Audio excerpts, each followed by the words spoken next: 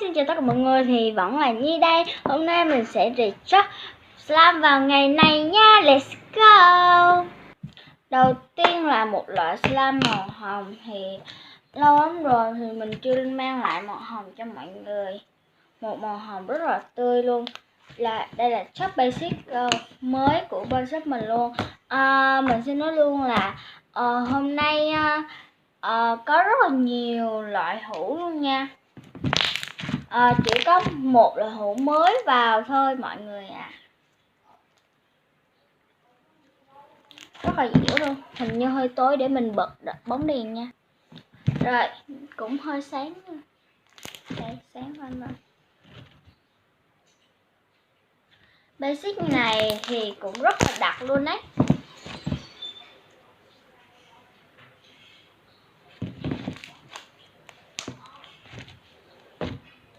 Bóp bong bóng thì rất là đã luôn. Slime này chỉ có một hũ thôi nha. Duy nhất là một hũ. Và chúng ta qua slime khác. Tiếp theo là một loại slime màu vàng, cũng đặc lắm đó mọi người. Cực kỳ bóng luôn. Bóng lắm luôn đấy. Có những kim tuyến màu đỏ. Mọi người chắc không thấy đâu ha.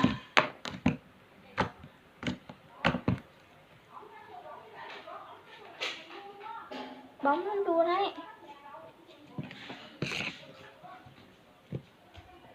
Đây là bạn Trang ha.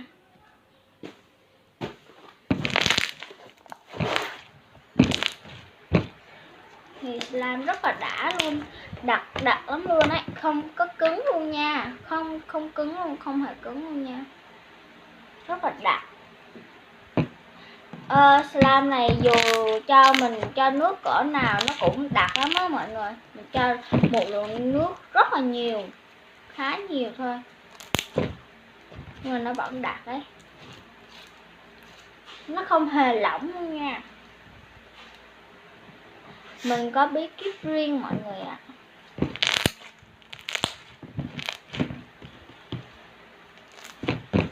Mình không muốn rời với cái slime này luôn đấy. Cái này như là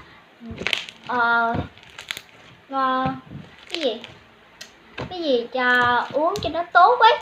Sữa gì ấy. Sữa bắp sữa chuối. Không, cái sữa gì mà ngũ cốc gì á, nội mình hay uống á Trang. Cái gì sữa gì á, Sữa ngũ cốc, sữa gạo gì á mọi người ạ. Nó làm từ lúa mạch.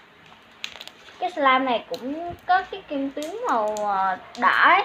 Mình cũng tưởng tượng với cái ly đó, nhưng mà không phải đâu nha. Slime này rất là đặc luôn. nhưng không phải nha, đi slime này rất là đặc luôn nha.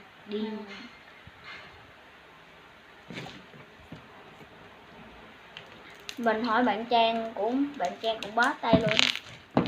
Sữa gạo lúa mạch. Sữa gạo lúa mạch, bạn Trang đã tìm ra được rồi. Rồi, chúng ta qua slime shop nha.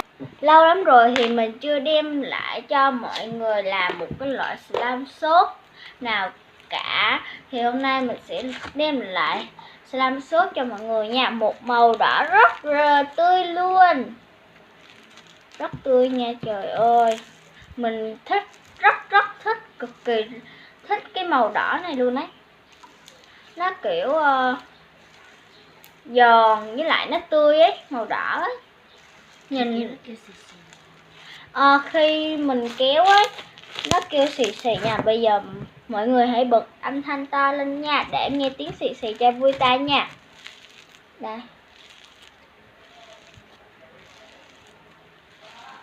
Đó. Xì xì rất là vui tai luôn.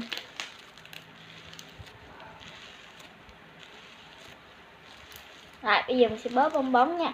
Quấn hoa thì cực kỳ đẹp luôn.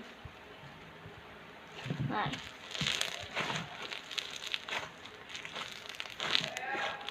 Như vậy là giòn lắm rồi đấy mọi người ơi. Không hề rơi xốp nha.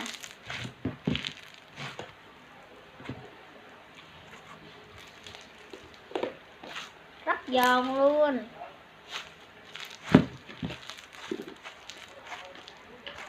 Cái slime shop này bên shop mình ấy làm rất là xả stress luôn ấy. Rồi chúng ta qua slime mới nha. Ta-da!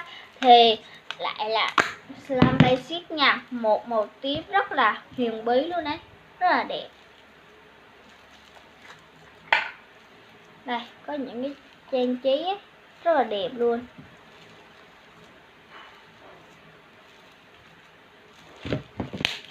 Đấy, basic bên shop mình thì lúc nào cũng đặt cả.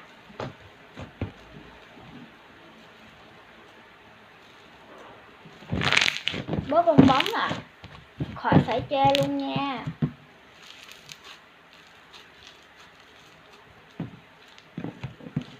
Bữa nay mình làm slime shop nữa.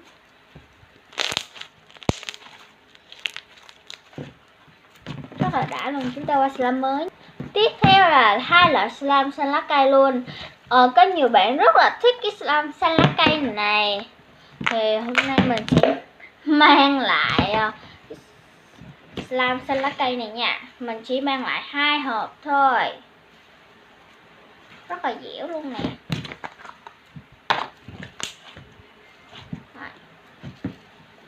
Wow, mình nói cái slime này rất đặc luôn đấy, rất bóng luôn.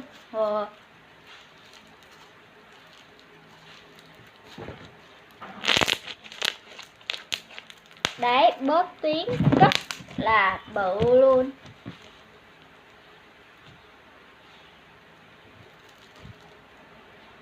Rất đã nha.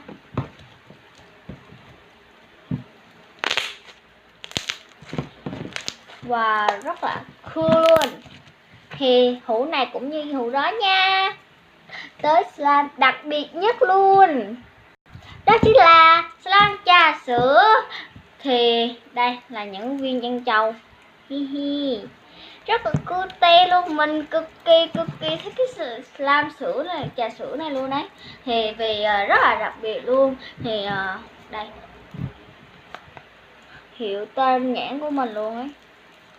Rất là xúc động với cái slime này, nhưng mà cực kỳ chơi đã luôn nha, cực kỳ bóng luôn ấy. Đây là những viên trân châu. Và đây trân châu. Mình đố mọi người nha, viên trân châu làm từ gì? Hãy comment dưới bình luận nha. Hãy comment nha. Đây, ở trong trà sữa này mình cho 5 hột trân châu luôn ấy. Tại vì shop mình gần hết rồi. Đây, mình xin nói luôn là hạt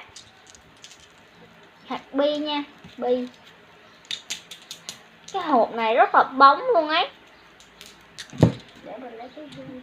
Rồi bây giờ chúng ta chơi thử chất slime này nha. Là một loại basic. Rồi bây giờ mọi người kêu là bây giờ mình sẽ bỏ những cái hạt bi này chơi vào slime, chơi coi thử nó có đã không nha.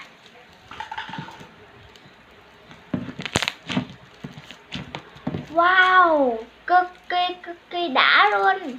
Bóp vừa bóp những slime và bóp những trúng cái hạt bi này nè, rất đã luôn. Mình định lấy đất sét là trân châu cho mọi người á, sẽ nhuộm ra là một cái màu đen thui, với lại không thấy trân châu nữa thì nó sẽ xấu lắm, nên mình làm lấy những cái viên bi này cho nó đẹp, với lại nó bóng nữa mọi người.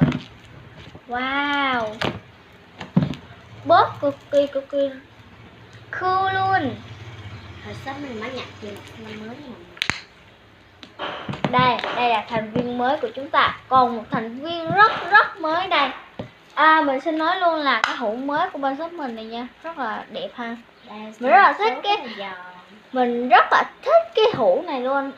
Mình xin nói luôn là bạn Trang đang ngồi kế bên mình và đang quay video luôn nên nó hơi ồn chút xíu nha.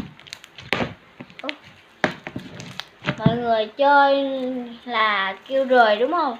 Rời chắc chắn là bi nó sẽ rời, nhưng mà mọi người ấn nó thật kỹ vào thì bóp thì nó rất là đã luôn đấy, nó không sẽ rời Mình đâu. làm cái này giống như slime vậy đó mọi người. Bạn Trang đang quay video. Mình muốn chơi slime này hoài luôn ấy. Mình sẽ chơi mọi người nhìn kỹ nha. Wow, rất đã luôn.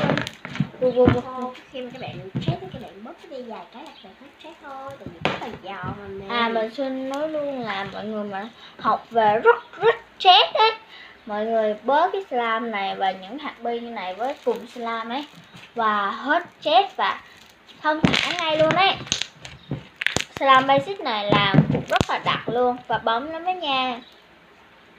Mình xin lỗi là hồi nãy mình bệnh á nên nói chuyện nó hơi khó nghe một xíu nha. Tiếp theo là một slime màu hồng. Và hôm trước mình có nói là chúng ta qua slime mới nha. Cái đó bao nhiêu? Tiếp theo là một cái loại slime mình rất thích luôn, đó chính là slime bánh lăng. Ở shop mình rất hot cái slime này luôn ấy. Slime này bán rất chạy nha. Và rất là caramel nè, trứng nè. Wow, Bánh rất này đẹp luôn, rất hoàn hảo luôn nha. Chị thôi. Mình sẽ kêu bạn Trang nó nhỏ lại. Trang nhỏ thôi. Không. Tại vì shop mình ấy làm chỉ có 2 hũ thôi, mình không dám trộn đâu. Đợt trước thì mình bán rất là chạy luôn. Rồi mình sẽ chọn nha. Bây giờ mình sẽ va. Rất đã nha. Mình sẽ lấy một chút slime basic ở trên này chơi. Đây, các bạn nào thích ăn bánh bông lan không? Hôm nay mình đã mang lại một cái slime bánh bông lan. Đây, slime basic ở trên đây. Mình làm hơi bị cứng á, hơi cứng nha, để cho để mình để ra về nắng nó chảy ra là vừa chơi rồi. Nó cũng đặc lắm, rất là mịn và dẻo và mềm luôn.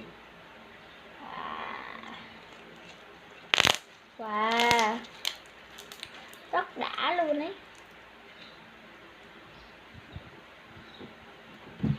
Mình cực kỳ thích với cái slime này luôn.